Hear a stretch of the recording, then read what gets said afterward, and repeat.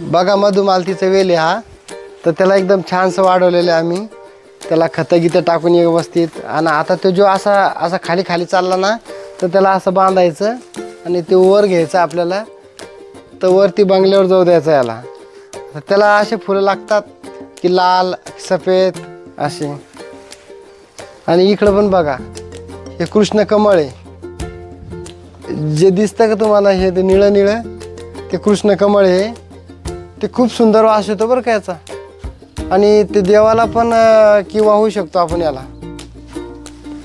ही इथं आंबा आहे, बारामासी आंबा आहे. की बारामासी जो आंबा असतो ना त्याला आत्ता ATM पण म्हणतं कोणी कोणी. पण खूप छान आहे की त्याला की दरवर्षी की 2दा फळं लागतात. किंवा ते मधुमालती शिवाय ही लय मस्त झालेली मधुमालती. आणि ही खाली अशी लॉन लावलेली बघा लॉन.